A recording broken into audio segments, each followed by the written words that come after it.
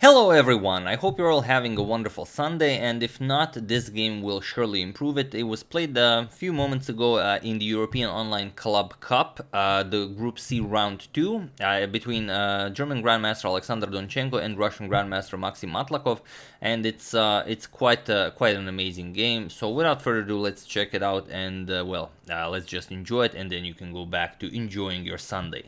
Now, Donchenko with the white pieces opens with c4.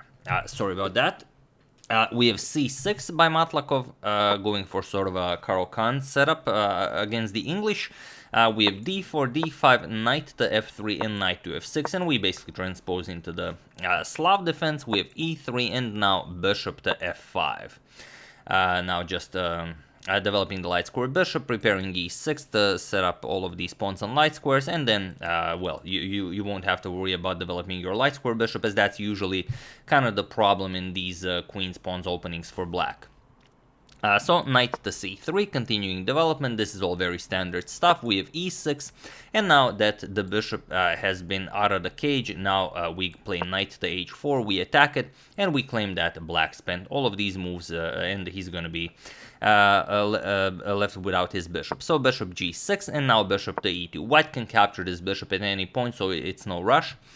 We have knight b to d7, and now bishop to d2. Nicely continuing development. We have bishop to d6, and now even g3, preparing to castle. We have castles by black. Interestingly, you can't go e5 here, even though you would want to play such a nice central breakthrough, because, for example, captures, and knight here. You not have to react to this because the bishop is undefended, and after you move the bishop, for example, captures, and then bishop to c3, you really improve the position of white's pieces. The knight on e5 is under attack, and white is getting a lot of excellent counterplay. So maybe not something to do right away, but black will strive towards this in the future. So here we have just castles instead of this. And now comes knight captures on g6, finally eliminating this bishop.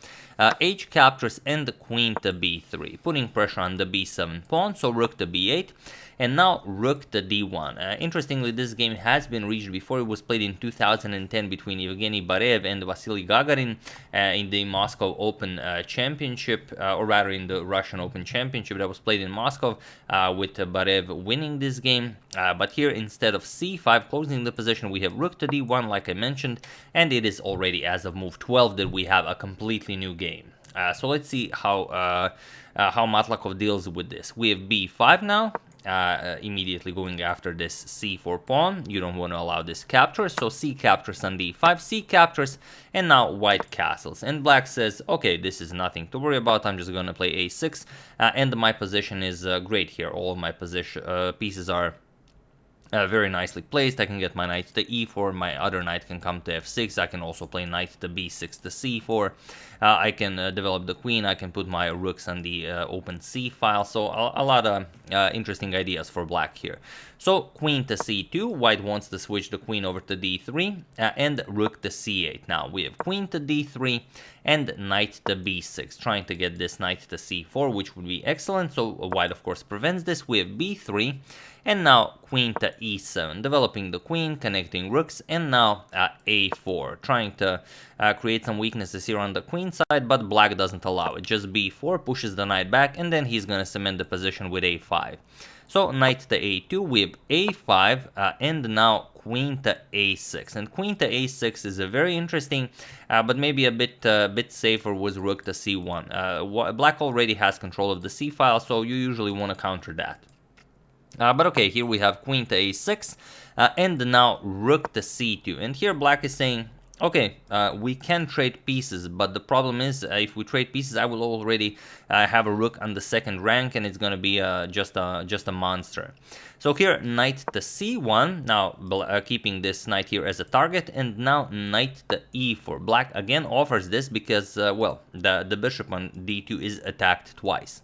So here, white should go bishop to d3 and kind of try and force black to deal with this rook and the knight, so either capture the bishop or move the rook or something. But here we have bishop to e1 by Donchenko, and now comes queen to c7. And this move not only defends the knight here, but also puts pressure on this knight, because now this knight is under attack twice.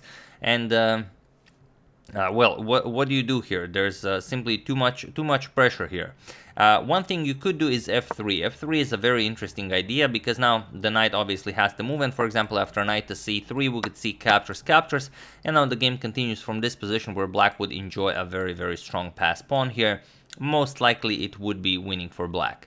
So instead, after queen to c7 we have queen captures on a5 by Donchenko, and now comes rook to b8. So again, what do you play here? Here again, f3 is always an idea, but now comes bishop captures on b4 instead, grabbing yet another pawn.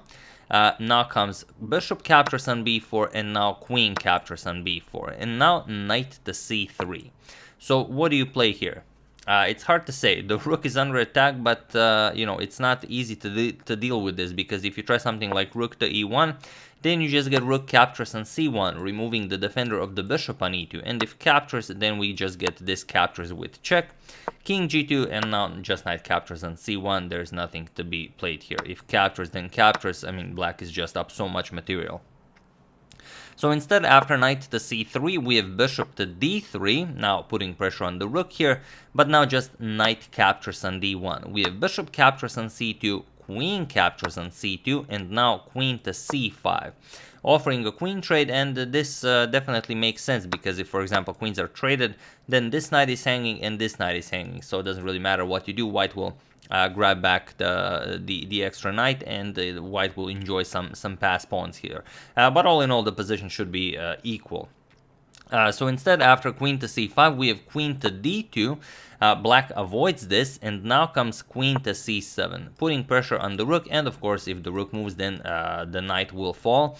But now white missed a very strong reply here from black. So feel free to pause the video, and this is only the first moment. We're pausing the video in while I give you a couple of seconds, and try to find the only winning move for black while I give you a couple of seconds.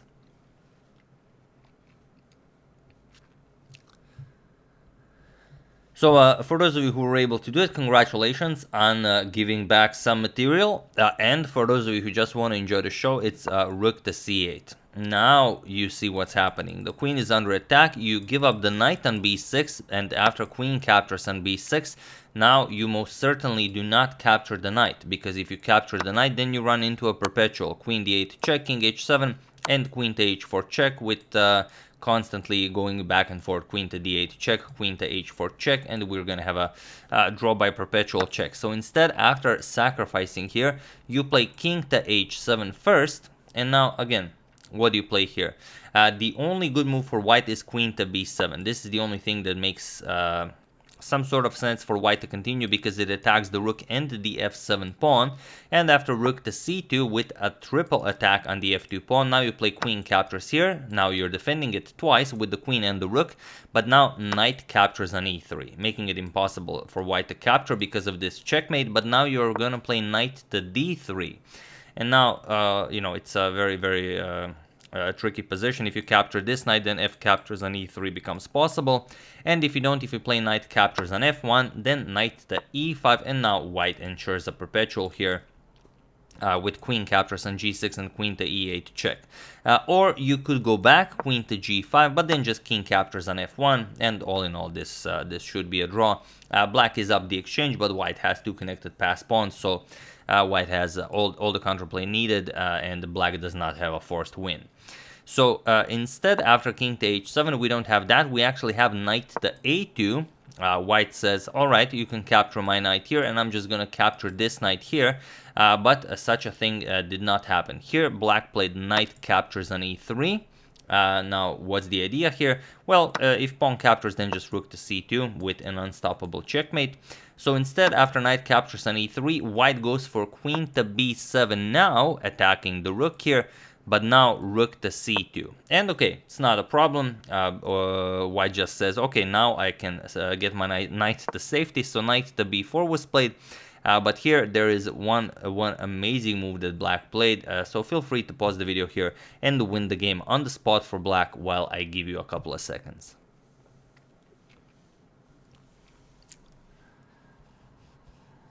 So for those of you who were able to do it, congratulations on playing any of the moves that win. There are many moves that win here, but for those of you who found the absolute killer move, then truly congratulations, especially if you found both this move and the previous move.